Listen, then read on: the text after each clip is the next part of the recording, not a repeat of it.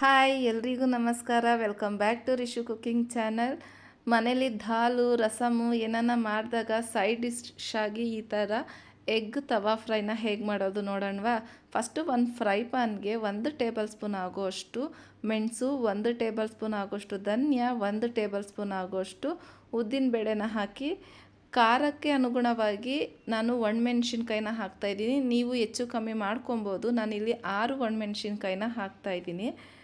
ಇದನ್ನೆಲ್ಲ ಲೋ ಫ್ಲೇಮಲ್ಲೇ ನೀಟಾಗಿ ಫ್ರೈ ಮಾಡ್ಕೊಬೇಕು. ಕೆಂಪುಗಂಟ ಫ್ರೈ ಮಾಡ್ಕೊಬೇಕು. ಈ ಫ್ರೈ ಮಾಡ್ತಾ ಇದ್ದಾಗೆ ಸ್ಮೆಲ್ಲು ಘಮ ಘಮ ಅಂತ ಸ್ಟಾರ್ಟ್ ಆಗಿರುತ್ತೆ. ಲೋ ಫ್ಲೇಮಲ್ಲಿ ಮಾಡಿಕೊಂಡ್ರೆ ಚೆನ್ನಾಗಿ ಬರುತ್ತೆ. ಹೈ ಫ್ಲೇಮಲ್ಲಿ ಏನಾನ ಮಾಡಿಕೊಂಡ್ರೆ ಬೇಗ ಸೀದೋಗೋ ಚಾನ್ಸಸ್ ಇರುತ್ತೆ. ಸೊ ಹಾಗಾಗಿ ಲೋ ಟು ಮೀಡಿಯಮ್ ಫ್ಲೇಮಲ್ಲಿ ನೀಟಾಗಿ ಫ್ರೈ ಮಾಡ್ಕೊಬೇಕು. ಇದು ಫುಲ್ಲು ಕೆಂಪುಗಂಟ ಫ್ರೈ ಮಾಡಿ ಇದು ತಣ್ಣಗಾಗಕ್ಕೆ ಬಿಡಬೇಕು. ಕಂಪ್ಲೀಟ್ಲಿ ತಣ್ಣಗಾಗಬೇಕು.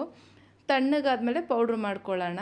ಇದೇ ಕಡಾಯಿಗೆ ನಾನು 1 ಟೇಬಲ್ ಸ್ಪೂನ್ ಆಗೋಷ್ಟು ಆಯಿಲ್ ಹಾಕಿ 1 ಗೆಡ್ಡೆ ಬೆಳ್ಳುಳ್ಳಿ, ಸ್ವಲ್ಪ ಕರಿಬೇವಿನ ಸೊಪ್ಪು ಹಾಕಿ ನೀಟಾಗಿ ಫ್ರೈ ಮಾಡ್ಕೊತಾ ಇದ್ದೀನಿ.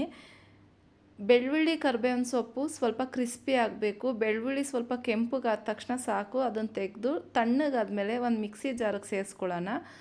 ಮಿಕ್ಸಿ ಜಾರಿಗೆ ಸೇರಿಸ್ಕೊಬೇಕಾದ್ರೆ 1 ಟೇಬಲ್ ಸ್ಪೂನ್ ಸಾಂಬಾರು ಪುಡಿ, ರುಚಿಗೆ ತಕ್ಕಷ್ಟು ಉಪ್ಪು ಹಾಕಿ ಪೌಡ್ರ್ ಮಾಡ್ಕೊಬೇಕು. ನಾನು ಮನೇಲೇ ಮಾಡಿರೋ ಸಾಂಬಾರು ಪುಡಿ ಯೂಸ್ ಮಾಡಿದ್ದೀನಿ. ಇಲ್ಲ ಅಂತ ಅಂದರೆ ಚಿಲ್ಲಿ ಪೌಡ್ರೂ ಯೂಸ್ ಮಾಡ್ಬೋದು. ಈ ಪೌಡ್ರು ಕಂಪ್ಲೀಟ್ಲಿ ತಣ್ಣಗಾಗೋಕ್ಕೆ ಬಿಡೋಣ. ತಣ್ಣಗಾದ್ಮೇಲೆ ಒಂದು ಗ್ಲಾಸ್ ಕಂಟೈನರ್ಗೆ ಹಾಕಿ ಒಂದು 15 ಡೇಸ್ ಸ್ಟೋರ್ ಮಾಡ್ಕೊಬೋದು. ಎಲ್ಲ ಫ್ರೈಗೂ ಹಾಕ್ಕೊಬೋದು. ಹಾಗಲಕಾಯಿ, ಬಾಳೆಕಾಯಿ, ಆಲೂಗೆಡ್ಡೆ ಯಾವುದೇ ತವಾ ಫ್ರೈ ಮಾಡಬೇಕಾದ್ರೆ ಈ ಪೌಡ್ರು ಹಾಕಿದ್ರೆ ಟೇಸ್ಟ್ ತುಂಬ ಚೆನ್ನಾಗಿರುತ್ತೆ. ಈ ಪೌಡ್ರನ್ನ ಯೂಸ್ ಮಾಡಿ ನಾನು ಎಗ್ ತವಾ ಫ್ರೈನ ಹೇಗೆ ಮಾಡೋದು ತೋರಿಸ್ತೀನಿ. ಫಸ್ಟು ಇಲ್ಲಿ ಅದೇ ಕಡಾಯಿಗೆ ಒಂದು ಸ್ವಲ್ಪ ಎಣ್ಣೆ ಹಾಕಿ ನಾವು ಮಾಡಿಟ್ಟಿರೋ ಅಂಥ ಪೌಡ್ರನ್ನ ಒಂದು 2 ಸ್ಪೂನ್ ಹಾಕ್ಕೊತಾ ಇದ್ದೀನಿ. ನೀವು ಹೆಚ್ಚು ಕಮ್ಮಿ ಮಾಡ್ಕೊಬೋದು. ಇದೊಂದು ಸ್ವಲ್ಪ ಫ್ರೈ ಮಾಡಬೇಕು. ಫ್ರೈ ಮಾಡಾದಮೇಲೆ ಆಯಿಲಲ್ಲಿ ನಾನು ಮೊದಲೇ ಬೇಯಿಸಿಟ್ಕೊಂಡಿದ್ದೆ ಮೊಟ್ಟೆನ. ಆ ಮೊಟ್ಟೆನ ಮಧ್ಯಕ್ಕೆ ಕಟ್ ಮಾಡಿ ಇಲ್ಲಿ ಸೇರಿಸ್ತಾ ಇದ್ದೀನಿ. ನಾನಿಲ್ಲೊಂದು 5 ಮೊಟ್ಟೆನ ಸೇರಿಸ್ತೀನಿ. ಎಣ್ಣೆಲಿ ಈ ಥರ ಫ್ರೈ ಮಾಡ್ತಾ ಇರಬೇಕಾದ್ರೆ ಸ್ಮೆಲ್ಲು ಘಮ ಘಮ ಅಂತ ಇರುತ್ತೆ. ಧನಿಯಾ ಮೆಣಸ್ದೆಲ್ಲ ಈ ಥರ ಎಗ್ನ ನೀಟಾಗಿ ಹಾಕಿ ಮೇಲ್ಗಡೆ ನಾನು ಸ್ವಲ್ಪ ಫ್ಲೇವರಿಗೋಸ್ಕರ ಕರಿಬೇವಿನ ಸೊಪ್ಪು ಹಾಕ್ಕೊತೀನಿ.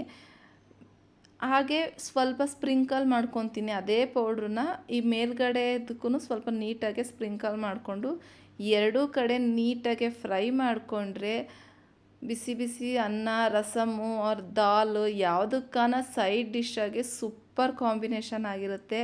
ಒಂದ್ಸಲಿ ಟ್ರೈ ಮಾಡಿ. ಸಿಂಪಲ್ ರೆಸಿಪಿ, ಟೇಸ್ಟ್ ಮಾತ್ರ ಸೂಪರ್ ಆಗಿರುತ್ತೆ. ವಿಡಿಯೋ ಇಷ್ಟ ಆದರೆ ದಯವಿಟ್ಟು ಲೈಕ್ ಮಾಡಿ, ಶೇರ್ ಮಾಡಿ, ಕಮೆಂಟ್ ಮಾಡಿ.